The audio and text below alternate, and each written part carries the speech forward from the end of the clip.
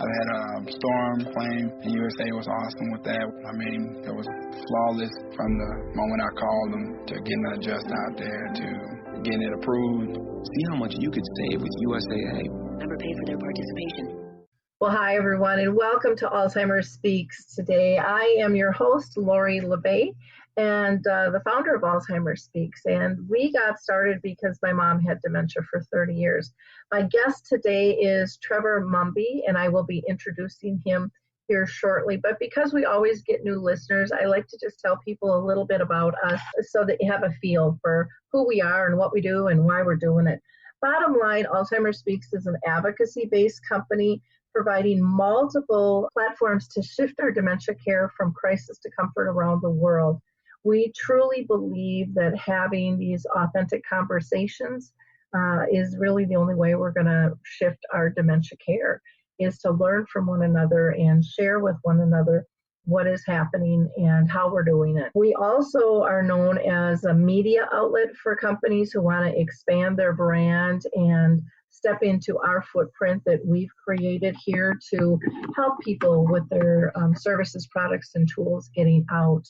And then, of course, our audience is critical. Our community is absolutely fantastic. And I can honestly say you are the ones that have kept me in this space, because there's been days I've wanted to walk away, just like you have with your work. And it's through the sense of community that's really fueled me to kind of keep my fight going and keep this disruption of our dementia care moving forward. And so I want to thank all of you. Because of our community, we have been recognized by 3 huge names. And again, we share that with you because we surely didn't do it alone. We don't even have a marketing budget per se. Oprah Winfrey recognized us in 2018 as a health hero, one of 14 people she picked. So just a huge, huge honor. In 2016, Maria Shriver recognized us as an architect of change for humanity. And then in 2012, Dr. Oz named us the #1 influencer online for Alzheimer's. And again, that's not us. That is all of us working together. And that's the brilliance, I think, of collaboration and authenticity, is just people sharing and really coming together to improve for the greater good. So thank you so much. I also want to give a shout out to a couple of organizations. One is Maria Shriver's Women's Alzheimer's Movement. She has an event annually called Move for the Minds that's coming up in June. She's going to be in several different cities, but they do exercise. They have a panel and sponsors, and it's very educational, very fun. So check that out. Go to the Women's Alzheimer's Movement.org. Another one that I want to give a shout out to is the Memory Cafe Directory.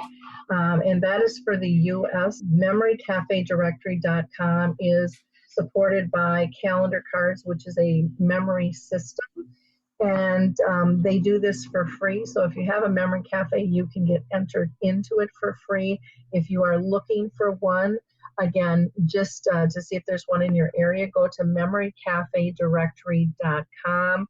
If you're looking for one outside the U.S., feel free to go to my website, AlzheimerSpeaks.com. Go to our projects and initiatives page, and there you'll see a tab for memory and Alzheimer's cafes, and it will list the directory for the Europeans as well over there. So let's get talking with Trevor. I am so excited to have this man on the show. We tried years ago to do this, and it just didn't work, and 2018 is our lucky year to have him with us. Trevor, just as a little background for you, Trevor's first experience in dealing with Alzheimer's came through visiting a farmer in a nursing home on a regular basis about 60 years ago. And that experience set him off on a lifetime of learning and caring for all forms of mental illness. And he now owns an organization called Mumby's Home Care Support, where he employs 90 carers, and in the U.S. that means caregiver, care companion, care partner. who actually live in with their clients.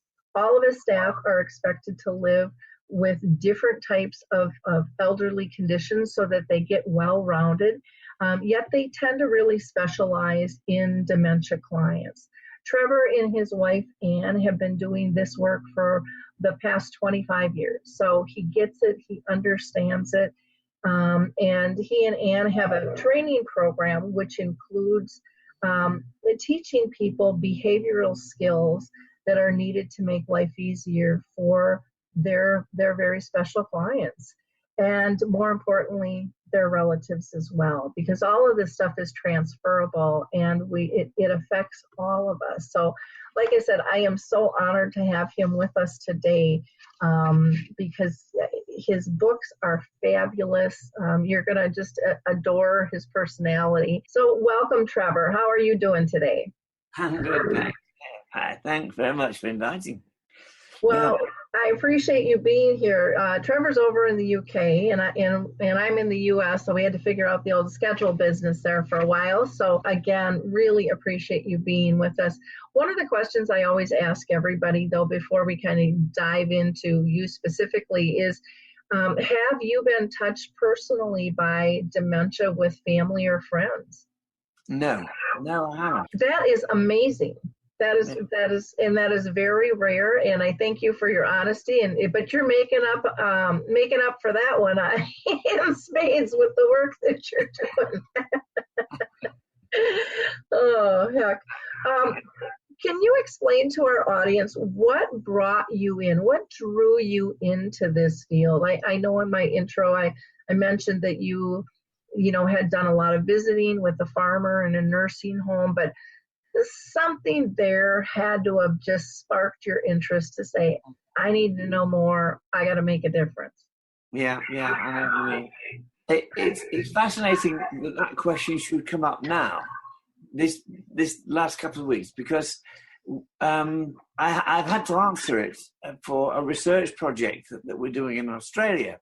And the answer to it was visiting this place was actually, the problem was watching the staff and the patients interact with each other and recognizing there was no real understanding going on, that I was witnessing, I thought was bullying, ignoring, really treating people quite badly.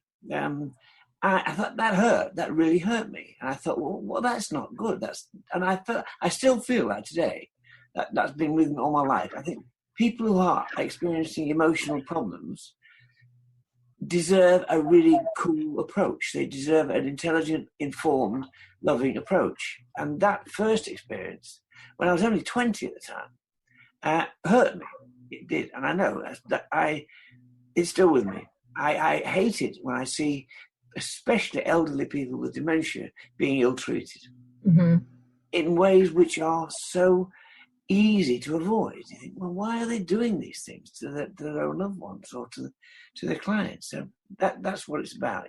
It's trying to help people avoid hurting each other, especially if they've got demented or elderly people who are just going through a dementia stage. And that's what it's about for me. Well, I love that you felt that pain and that it moved you to make a difference, because I truly think it's one of those, you can't get through the pain if you don't move, if you don't take action to move through it. And you think of the pain you felt and you were observing, versus the person with dementia, how, or an elderly person as a whole, how were they feeling, being around that 24/7. Yeah. It's a huge impact, and I think it's one of those things that a lot of us just will push to the side, and it's like, well, once I leave, I don't have to look at that. It's not my business. I can't make change. It's up to somebody else. But you said I can make a difference. I can, and I think that that's an important statement for everyone to really take into play, that we all have the power of one to improve not only our lives but others. Yeah. So, and I think the other thing that we were talking earlier, and I think the other thing that strikes me about you, and we have it in common, is that it is up to us individually to make the change. Yeah.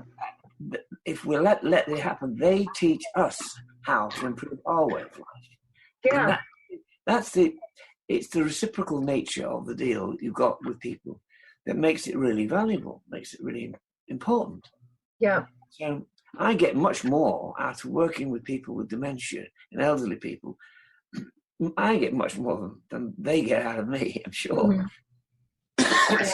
I feel the same way. What Trevor's referring to is prior to this recording, we were talking, and I made the comment, my mom had dementia for 30 years, and that her disease, I feel, is the biggest gift I'll ever receive in my life. She taught me so many things, but you have to slow down and pay attention, and you have to be willing to learn. And I think so many times we put up this barrier that says, I know it all. Mm. You're losing your skill set. So I'm right, you're wrong. And then the learning gets turned off, the creativity, the connections, all of that, where when you are always approaching life with a learning mode, you will learn. And it's amazing, the lessons that you'll learn. And we're going to hear about some of those lessons from Trevor. Yeah. Yeah. Now, Trevor, I want to talk a little bit about your business and what differentiates your services from others like yours in a live-in service and in home health care in general. Yeah, that's a good question. It's a good question. I think the probably the thing that really matters is that all our staff, and that means headquarters staff, as well as the field staff, are very much aware of the behavioural impact they have on their clients. They're very much aware of that. And I go round to them, visiting in their homes, talking to them over cups of coffee. If they're having trouble with their elderly people, I'm there helping them. And our own head office staff are doing the same. So I think I wouldn't say we're any real different from other organisations, except I think our expertise in dementia care has been sharpened. I think it's probably a lot sharper than a lot of other organisations, although I'm not criticising. I think other organisations are doing great jobs as well. We happen to be that bit sharper, I think. We know, I've written a lot about it. I trained as a psychoanalyst, so I do know what behavioural implications there are and can handle them, I think. So our staff, I would say, have got a little more edge and skill than the average organisation. Okay. You're so humble. You kill me. I don't want to compete with anybody. I want us all to be in this together. We're all learning, and it's as you say, it's about sharing and making make it easier for us all. Yep. And well, and I don't know about over there, but here in the U.S., we are having a really hard time staffing. Finding people to enter this industry, and so the more we can feel more connected and humanize it. And have that sense of engagement, I think the more likely people are to join your organization or anyone's organizations, and more importantly, stay with it instead of just hopping around. Absolutely. I mean, the thing that we're finding is because our staff are learning themselves, they are learning how they can improve themselves, how they can become better communicators and better supporters and better carers through the books, through studying, through our training. They're getting a lot out of life for themselves out of this business. And I think that's a big issue. A lot of organisations don't give back what the staff deserve, and I think that's important. Your staff need to feel enriched through the work they're doing. And that does happen. They'll tell me, they'll ring me and say, Trevor, it's amazing, I've got Dave to move. He's different now. He's not as aggressive as he was. There's a lot happening, particularly with relatives as well. I think it's relatives who suffer a great deal. Yeah. And our staff, we really encourage staff to think about the relatives and how they can improve, how they can change their attitude towards their own dads and mums. That's what it's a family thing, really, looking after the elderly people. It's not just a carer and an elderly person. It's a network. It's how do you get a network to respond in a positive, well-being sense? That's the question. Yeah. That's what we're doing.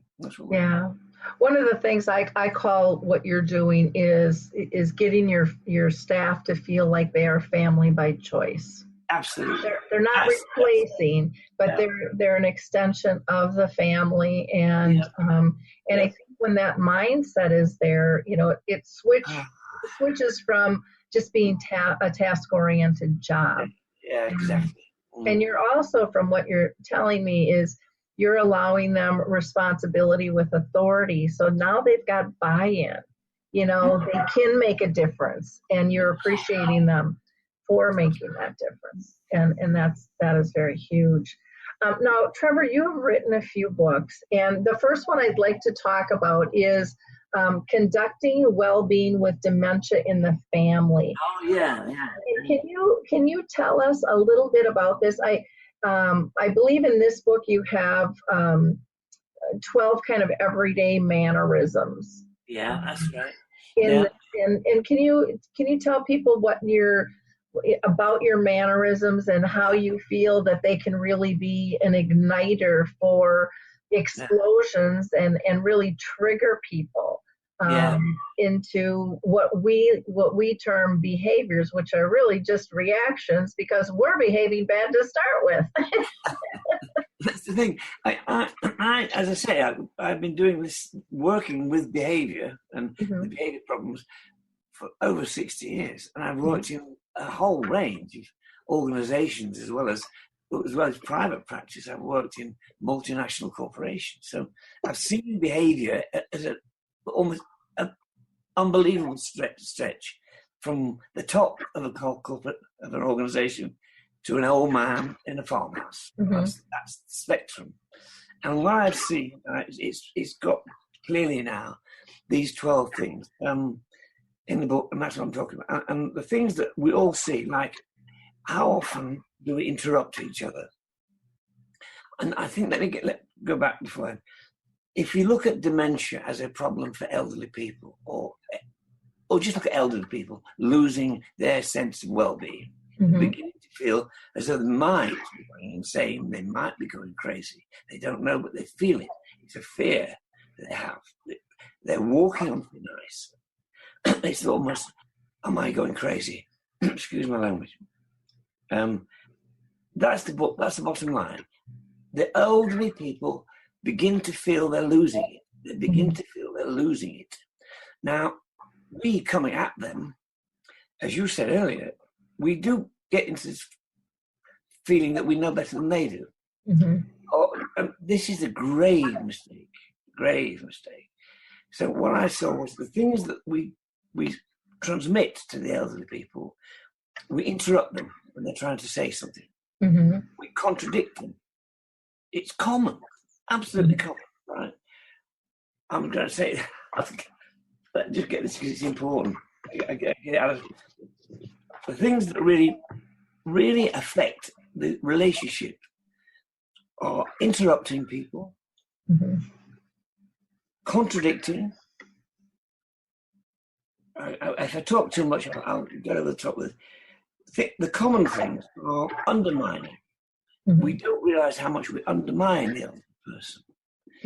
Pessimism is another thing. We inflict our own sense of pessimism onto the other person. So you go visit your dad and say, "Hi, Dad." Before you know it, within 10 minutes, your dad feels worse than he was when you got there.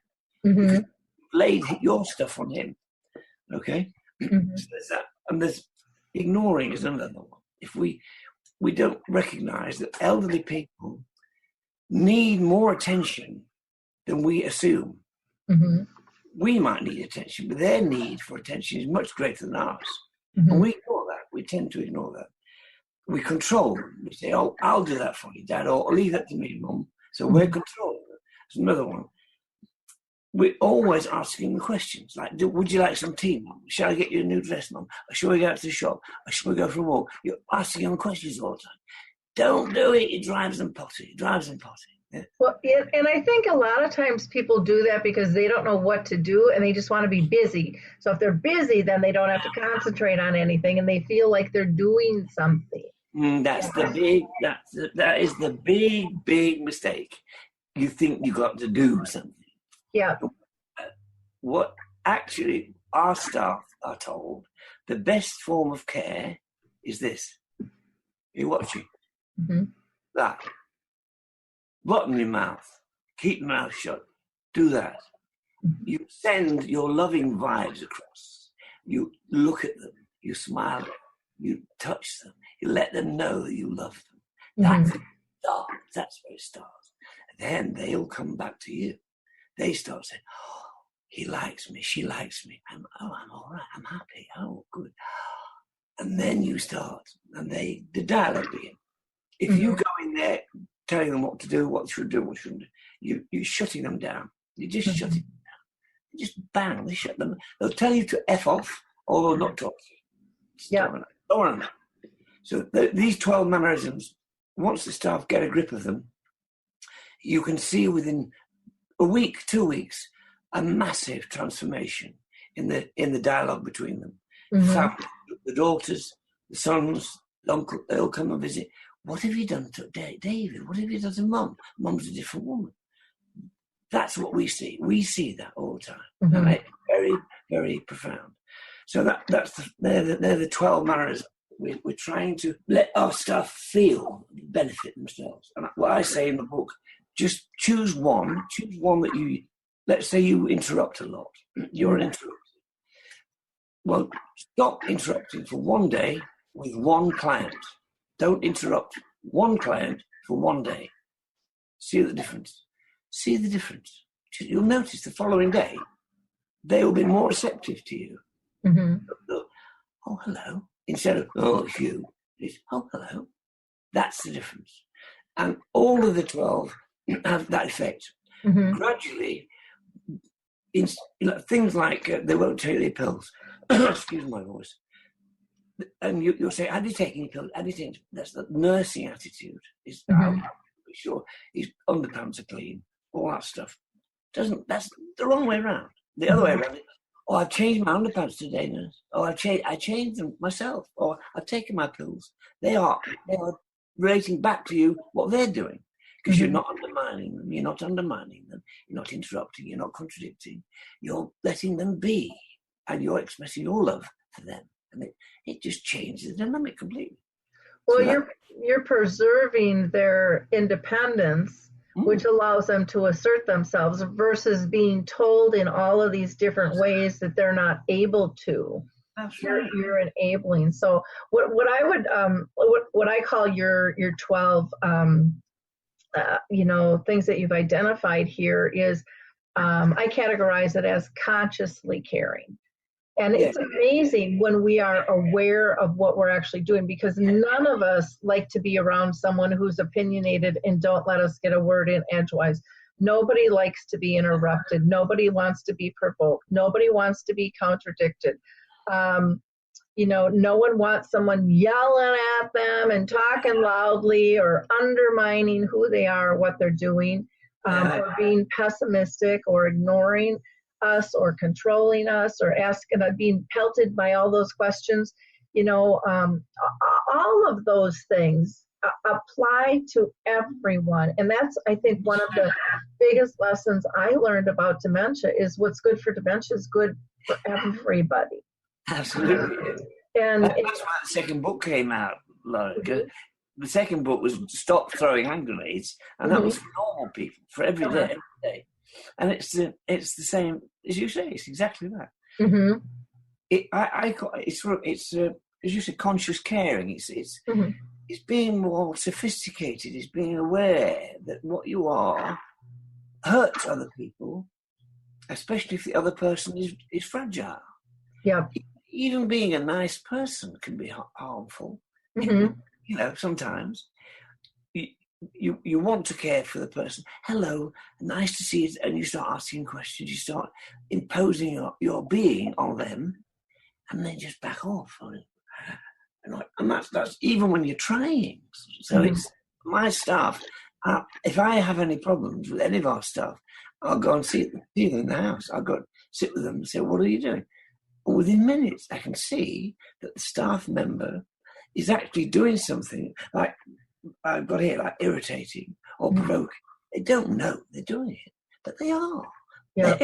Even by the way they dress sometimes, even by the expressions on their face, even the sound of the voice. Those things that we take for granted are harmful and hurt people who are suffering with dementia. Yeah. Actually puts them down, makes them feel worse. And I can tell within minutes of being in a house, and so can you, I know. Mm-hmm. You can see the dynamic between the carer and the client. That's where it all happens. And if you get that right, you are creating well-being. You're giving the person a sense of, oh, I'm okay. I can think for myself. I can do things.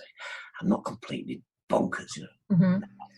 Well, one of the things that I like that you mentioned was that even when someone means well, and they might be saying the right words, but it's our tone of voice and it's the pace. They might not be able to keep up with our pace, and so now that turns into an irritation because they can't process it, or they feel like they're being patronized, and because people they have this sometimes, I think, nervous energy, and they think that they have to do it different, and it's like, no, they're just a normal human being. Relax, be in the moment. One of my favorite things to do with my mom was, and not initially, because I was, like I told you earlier, I was the checklist queen. I needed to be doing something. I needed to be fixing something. And, a lot of this isn't fixable, and so stop having that approach and make it livable. Make it livable for both of you. Because when you're stressed and feeling out of control, they read all of that stuff. Their nonverbal skills, I believe this, and I don't know if you do, but I believe their nonverbal skills heighten. And they absolutely. much, much more in, and they rely on that. We're still like, we're just running around doing our stuff and wanting someone to say a full sentence to us, and, because that's our comfort. But if we slow down, we're real good at picking up their nonverbals and saying it's a problem. And that's, like you said, sometimes it's just be quiet. That's it. Be quiet. And we're the problem. We're bringing the problem into the room. They were totally content before we walked in. But we don't like to take the blame. But if we can get out of that blame shame game and just say, I could do this better. I could do this different. Yeah. And we both feel more comfortable. Not only that, but if you do it, you feel better as well. It's exactly. It's not you're not doing it because you're a good carer. You're doing it because I feel really great when I can make a good connection with someone who's elderly and confused and demented. It makes me feel great, and that's what we can keep people who want to get into caring. If they look at it from a point of view of I am going to feel a lot better for doing this. Not only, spiritually and emotionally, my self-awareness, self-worth all gets better as well as being paid. I'm actually money as well, which is a great benefit. I'm getting money, and I'm feeling better. I love my job. I love visiting people. I love staying in a house 24 hours. It's lovely. I enjoy it. That is why we can get people working. If we show the elderly care as a hard, painless, thankless job, we'll never get people in. They'll never work for us. Yeah. I'll wrap it here. But I think one of the other things I've found in this country particularly, there are more people outside who have not had what we've had in the West, who benefit, who enjoy giving. They actually enjoy giving. They like looking after the elderly. To get paid a lot of money and to do what they love doing is a great benefit. We've got most of our staff are from outside the UK. The Western society, as we know it, is much more, instant reaction, instant needs, satisfaction, instant gratification. I want it now. that mentality doesn't wash in looking after the elderly. It doesn't Yeah. wash. And I think in some ways it could, but it would have to really be transcended, because I think there is a lot of gratification that can be that can happen, but you have to be looking for the right things. Yeah. And we have not taught people to look for the right things. We haven't taught people that they even exist, that it's possible. And so just like we sometimes when we're caring for somebody, we take away their feeling of independence and importance and pride without really, I mean, most people I don't think try to do that. They really think they're being helpful, but it happens in these subtle ways, in these kind of, 12 grenades that you have, that you've mentioned, these mannerisms. And then, but the same thing can happen to the care partner as well, because of what they're being told and how they're being treated. So it's this funnel down belief, that can be amazing when everyone works together and really just says, one of the tools I've developed, Trevor, it's just called your memory chip. And it's about getting people to switch from being task oriented and focusing on 3 simple things. Are they safe? Are they happy? And are they pain free? And when those are our priorities, I think it's easier to pick up like on these mannerisms, because our goal now is different. It's not about getting something done. It's not about fixing something. And not that people don't have to take pills at certain times, and there's that. But if that's all we focus on, we're disrupting that comfort and that serenity. And I think the other thing we take away too, and my audience has heard me say this a zillion times, there's a man in the U.S. here by the name of Harry Urban, and he has been living with dementia for 12 years. And one of my favorite sayings of Harry is, we were talking about how people care for him, and he says, the one thing I would really like people to understand is I liked to relax before I got dementia. I still do.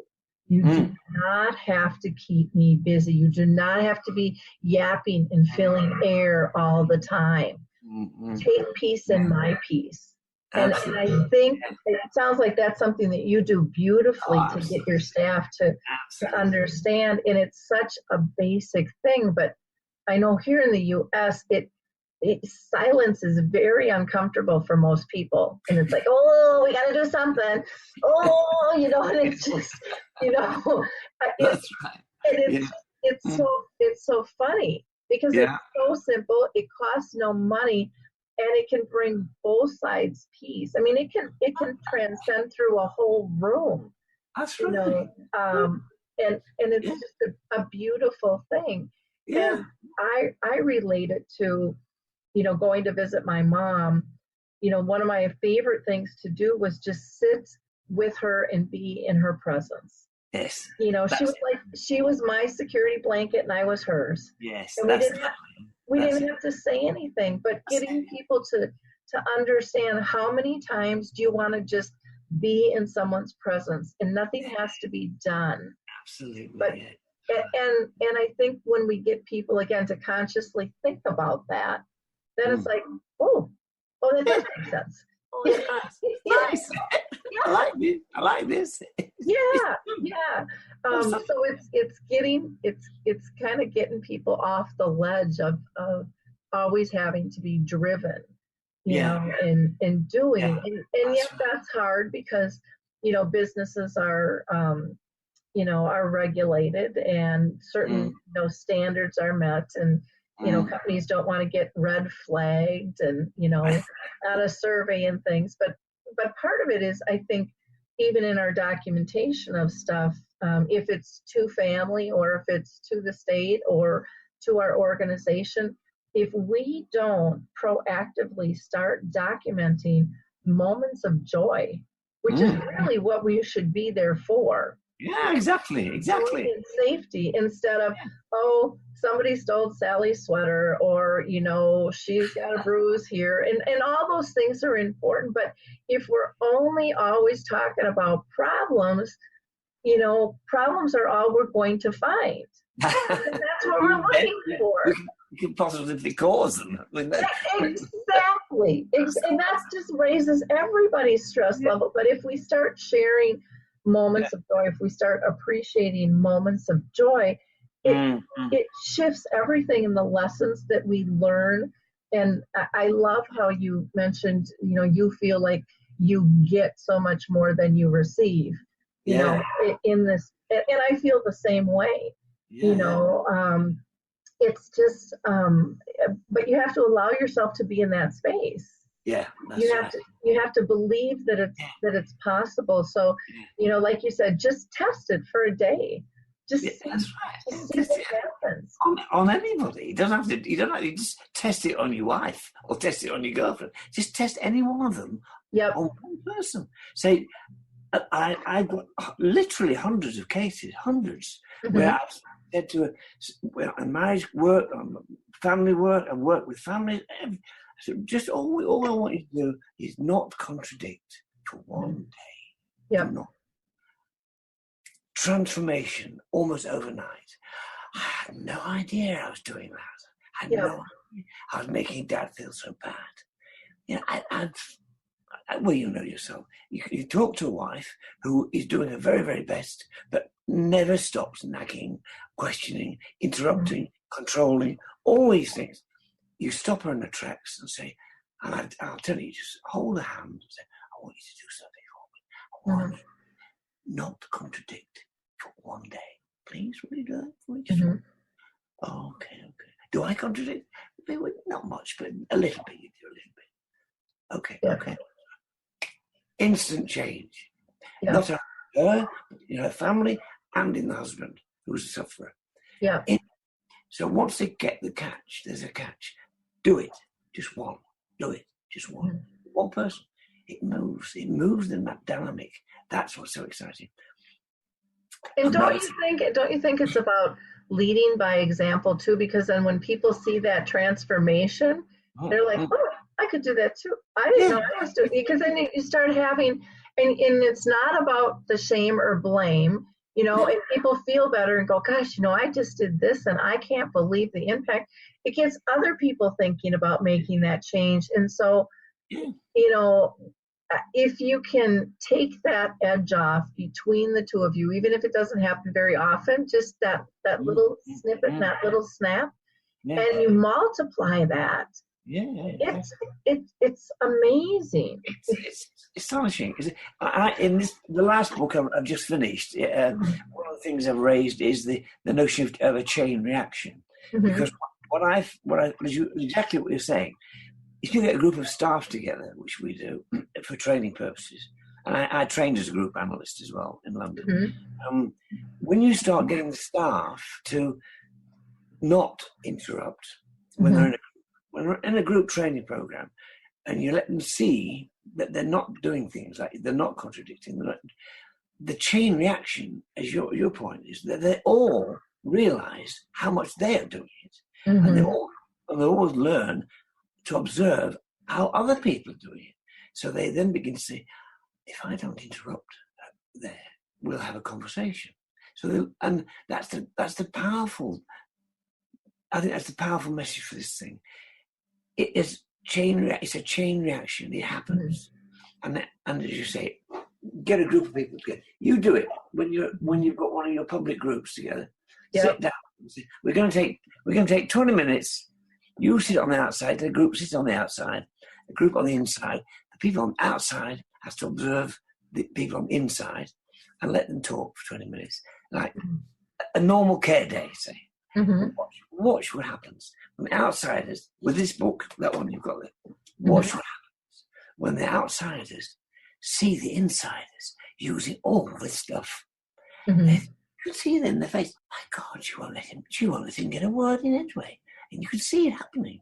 Yeah. Once you see it happening, and then you turn the group round, you put the outsiders on the inside, and the inside on the outside. They do it to each other. It's amazing. It's truly amazing. Try it. You love it. No, the book you just held up was this one here, which is Coaching for Carers, A Fresh Look at Dementia Care. And again, this has the 12 everyday habits and beliefs and mannerisms which impact dementia. And this is just, it's it's very thin, it's simple, but it's profound. It is. It really is profound. And one of the things that I love so much about your work, Trevor, and why I feel like it's so aligned with what I do is it's about simplicity. None of this stuff has to be complicated and difficult. It really is all very simple stuff if we just slow down and take it in. And again, what all of what your teachings are good for everybody. If we're dealing with our kids or our friends or our lover or whoever it is, doesn't make any difference. The grocery clerk, in terms of, or the banker who we're interacting with. In a supermarket queue, trying the supermarket queue. Let me give you a funny trick. Standing in a supermarket queue, introduce a pessimistic remark like, oh, God, it's terrible weather today. The whole of the queue will join in. If you said, wow, I'm having a lovely day today, they'll look at you as there's something wrong with you. Pessimism is contagious, isn't it? Mm-hmm. And if you can see it working, you can stop it from happening. Mm-hmm. If you walk into a nursing home, you'll see it every time you walk in. There's pessimism. Somebody might be bright, but there's a lot of grim faces, long faces. Oh God, oh God, oh God. Change it. Be directly opposite to pessimistic. It's amazing. Changes. Well said. They're the simple things, you see. They're simple, aren't they? Yeah. Be the change. Be the change you want to see. And think about you could be that person next who needs to be served. And how do you want to be served? If we don't change this now, we're going to be served in a less than fashion than we want. Yeah, exactly. And so, and I think, our world is at a point right now where we're like at this tipping point. We're seeing so much change and people saying, I don't want to be treated like this in this area or that area or whatever it is. Be the change. Make the difference. Go buy Trevor's books and look at these simple remedies for really difficult situations that can be changed. I mean, everything you're doing in the way you present it is really about culture change. It's about getting us to believe that it can be different. And the old ways aren't working, and it doesn't have to cost a lot of money, and it can be done in a really fun, almost challenging way among staff to be able to find the results, to be able to, share their stories, because, storytelling, I think, ignites us and pulls us in. And then all of what you're doing and what you're explaining is, again, what I call emotional-based training. It's about getting people not just to memorize and get the logistics of stuff, but it's about to feel the impact, feel the change. Yeah, that's right. And that's the thing that keeps us replicating it and sharing it, and it's like you said, it's explosive. It's wonderful. Now you also have another book that you are working on that's at the printer. Your Euphoria Made Easy. What's that book about? Well, I'm glad you asked this question, because it's if you can take the mannerisms as a procedure you can use in everyday life, fine. The next thing I've understood now. Trevor, I'm going to interrupt you for just a second. If you can pull back so we can, because a lot of people with dementia watch these, and they need to see your face and be able to read your lips. So, well, this one, Euphoria Made Easy, is based on my hundreds of experiences with elderly people, where when you, and this is very, very important because the distinction is critical, when you touch the person at a feelings level, Mm-hmm. not memory, not feelings, Mm-hmm. you will find that there is a spontaneous, involuntary reaction. So if a good example, and I've got dozens, example, man comes to me and says, my mum hasn't spoken to me for 3 months. I'm desperate. What am I going to do? Mum's lying in bed. She's 82. And she won't speak to him. I can see why. It's because he's bullying her. He doesn't know he's doing it, but he is. He's bullying her. So she shuts up. When he walks in the room, she shuts up. She won't speak. Mm-hmm. That's common. That's not just one woman. It's common. Mm-hmm. Now, he said, can you come and see her for me? So I said, okay, I'll go. It's a long story. I'll cut it short. So I sat down at the bedside with her, and I touched her hand, and I smiled. And I loved her. I actually loved her. I didn't say I loved her. I loved her. Mm-hmm. I didn't say words. I loved her. And she smiled and she looked at me. And then she looked, who are you? You know what I mean? Mm-hmm. Who are you? I said, I'm just come to say hi. And she had a Bible on the side of the bed. This is what I'm saying. This is the book. Mm-hmm. But I opened the Bible, and on the inside cover, it said, to Mary, who'd been top of the class in your school. 1917. Right? Wow. She was about 7. Mm-hmm. I said, oh, look at this, you clever lady, you clever girl. She grabbed it out of my hand and she burst into laughter.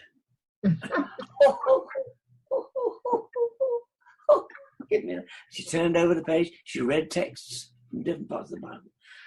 Oh, and she told me about the girl she had in Sunday school with her and a teacher. She came completely out of her. Now, that principle, what I'm talking about, is the book. Mm-hmm. What we did there, what happened was she touched something that had been recorded in her, and this sounds really weird, but at a cellular level, right down inside, deep inside a memory, not just in the memory banks. Mm-hmm. Because what it did, it triggered off a completely physical, spontaneous, blissful experience. That's what it did. And I've done that hundreds of times, hundreds. Mm-hmm. What I'm saying is that if you can touch not only these 12 mannerisms, but if you can begin to see there are memories tucked away, not memories, feelings tucked away inside the people they know, places, possessions, and pastimes. Those 4 P's, it's in the book. If you can explore them, not necessarily directly, you see pictures on the wall of a place, a city, and you say, oh, they don't know it. I was in Salzburg last week, Mary. Were you? Yeah, I was. I was in Salzburg. And the spontaneous thing comes again. I was there with my husband. And you're witnessing the re-enablement of a feeling. Mm-hmm. That's what I'm saying. That euphoria is right down inside us at the cellular level. It's not just here. It's all the way down. Yep. And if you touch it by people, pastimes, pleasures, pastimes, possessions, places, people, pastimes, and possessions. Those 4. Just explore them. Don't ask questions. Don't ask me. Just say, I was, one of my favourite hobbies was fishing. I used to love. I used to go fishing. Yeah. You've got instantly. So the next time you go in, you can stick it on the fridge. You can say fishing. Yeah. So everybody visits fishing. Take a magazine, take a fishing reel, anything. You've got them back into present time well-being. They're well-being. Good. They're good. And that can happen every time you go into the room. Every time. Yeah.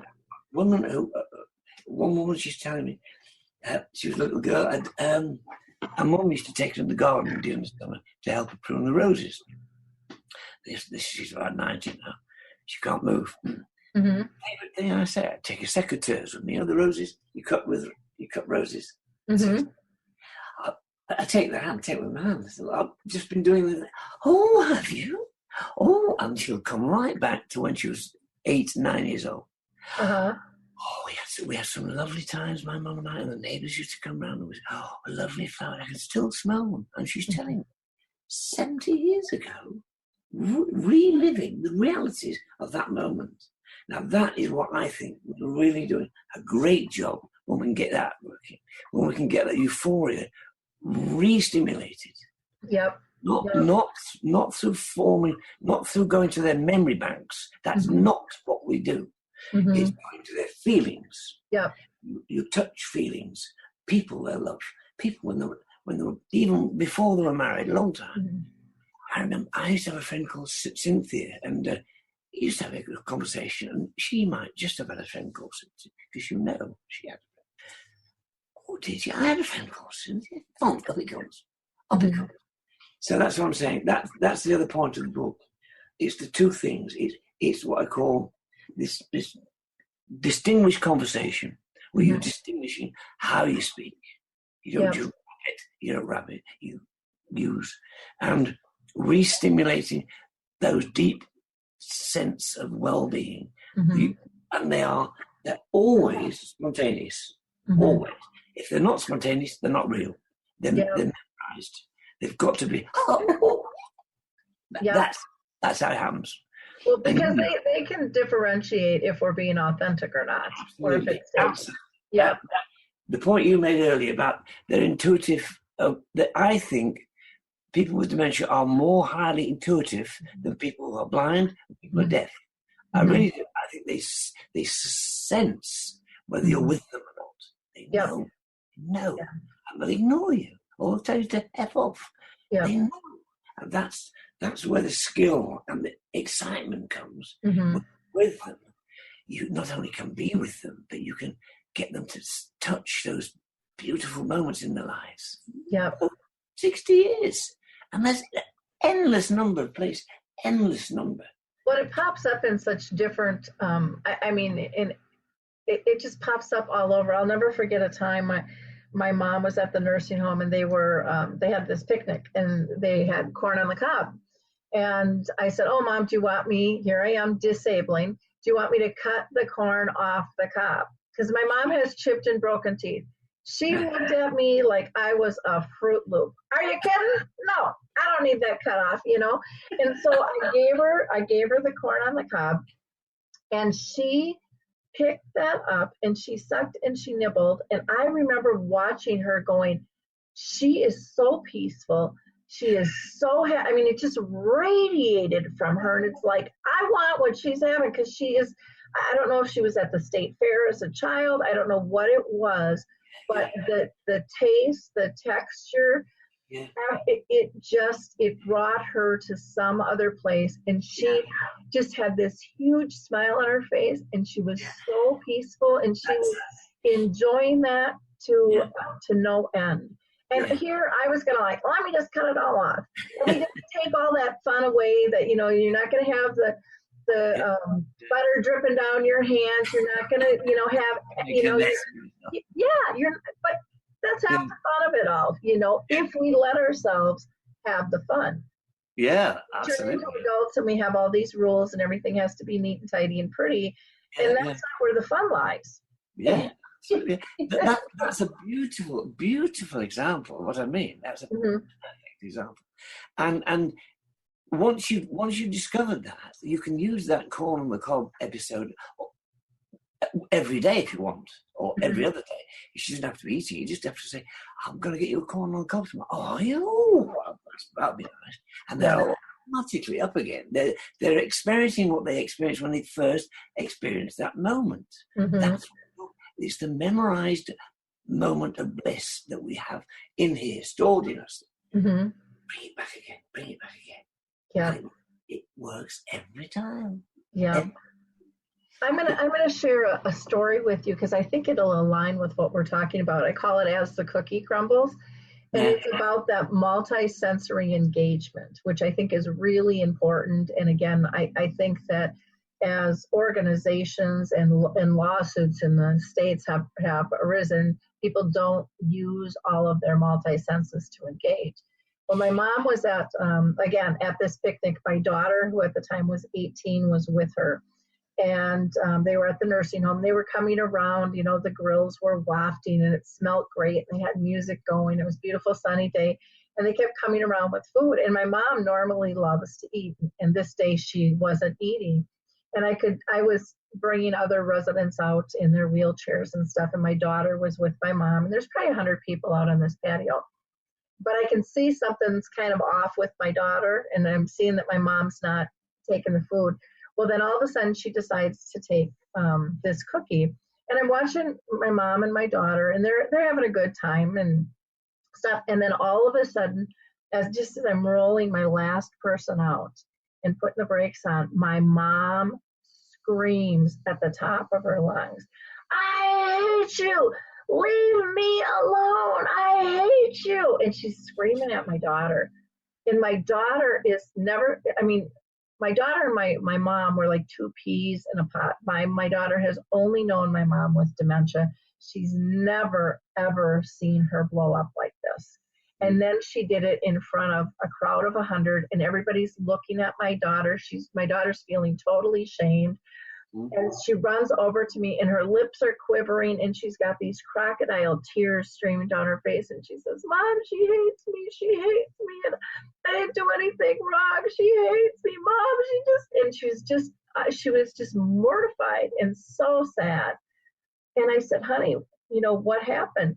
I said, "You guys look like you were having a good time." "Well, we were." I said, "You were?" I said, "Well, what happened?" And she said, "Well, you know, we were talking and laughing and just having a good time." I'm like, "Were you holding hands?" "Oh, I always hold Grandma's hand." I said, "Did you have eye contact?" "Oh, well, of course I had eye contact with her." I said, "Well, what shift?" She said, "Well, she was eating this cookie and the cookie fell on her chest."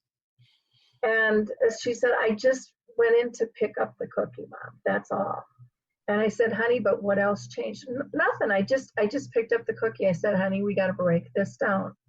I said, "Were you still talking and laughing?" "Well, no, there was a break in the conversation, so I thought it would be, you know, a good time to pick up the cookie." "Honey, were you still holding hands?" "Well, no, she's in that big Jerry wheelchair." And so I stood up and no, I let go of her hand. I said, "Honey, you were talking and laughing. You weren't holding hands. Did you still have eye contact with Grandma?" "Well, no, I had to pick up the cookie." And I said, "Okay, so you're not talking and laughing, you're not holding hands, and you don't have eye contact." I said, "Those are 3 super strong connections."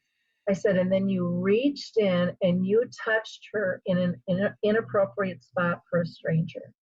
I said, "In that nanosecond of letting those 3 things go, you became a stranger to her.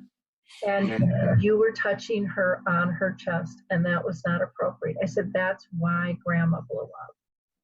You know, we have to understand the power of our connections. Absolutely. And, you know, I love like masseuses, you know, if you get a good masseuse, they will tell you, I will always leave one hand on you not to break that connection. Yeah, absolutely. And like you said, I think they become super sensitive to all of that because they are relying on that for their communication with us. Absolutely. And so we have to become much more sensitive, and then it makes perfect sense on how we could have done that differently. Yeah, absolutely. It's a perfect example. Again, I mean, that's what I mean when I talk about ignoring, because you don't know you're doing it. You don't know you're doing it, and so that's the other thing I'd like to say, because it's important, because it's quite frightening for someone who's trying to be a good carer, if they feel they need to devote that degree of attention. That's quite a scary challenge. That is to be that attentive.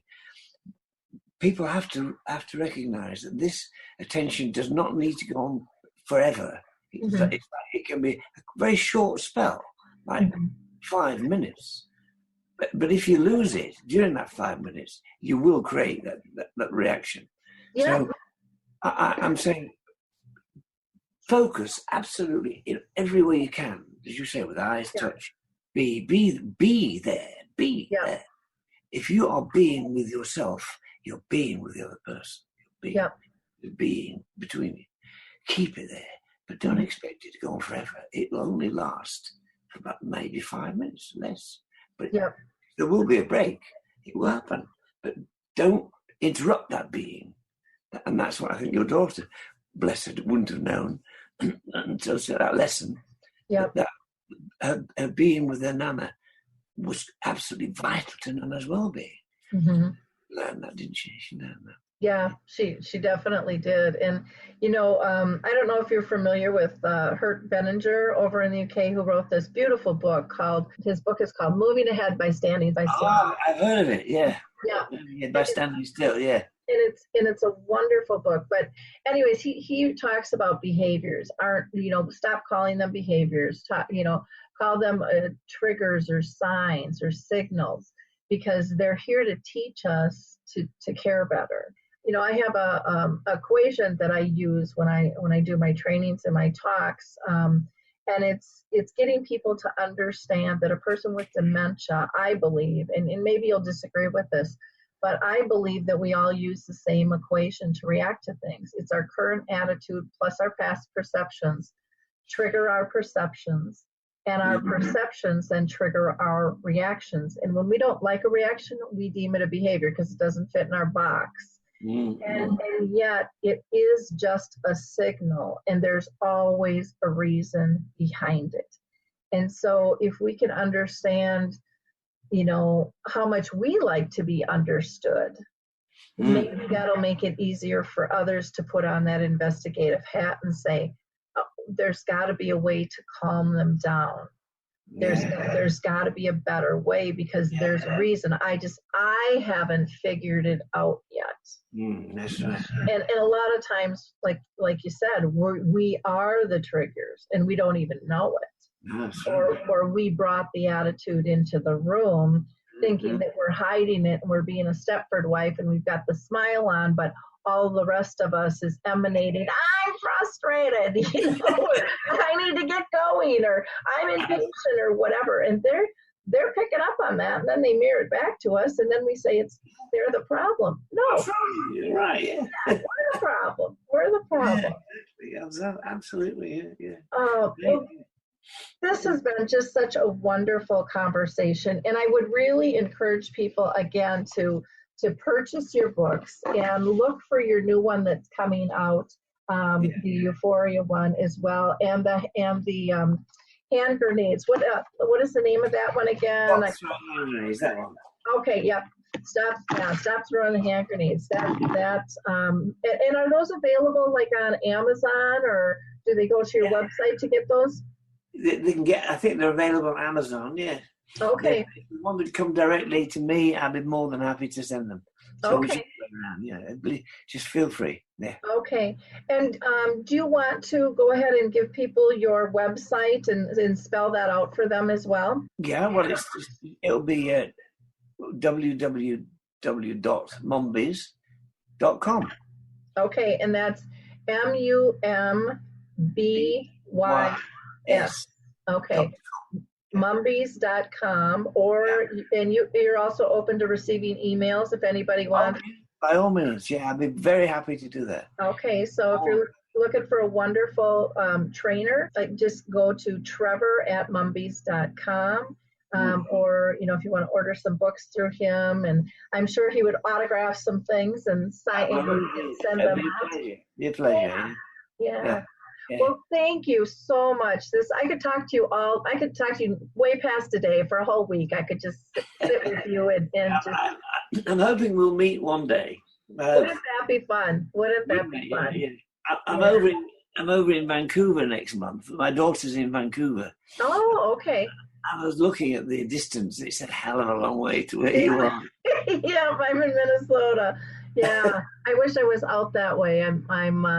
But I'm not right now. So, but one of these days, maybe we'll make something happen. Okay. It will. Well, take care, and thank you again so much for your time. It's been such a pleasure. Yeah. Hi, it's Jamie, Progressive's Employee of the Month, 2 months in a row. Leave a message at the... Hi, Jamie. It's me, Jamie. I just had a new idea for our song about the Name Your Price tool. So when it's like, tell us what you want to pay, hey, hey, hey, and the trombone goes, blah, blah, blah, and you say, we'll help you find coverage options to fit your budget. Then we just all do finger snaps while a choir goes, savings coming at ya, savings coming at ya. Yes? No? Maybe? Anyway, see your practice tonight. I got new lyrics for the rap break. Progressive Casualty Insurance Company and Affiliates. Price and coverage match limited by state law. Hi, this is Suzanne Newman, host of the Answers for Elders podcast and radio show.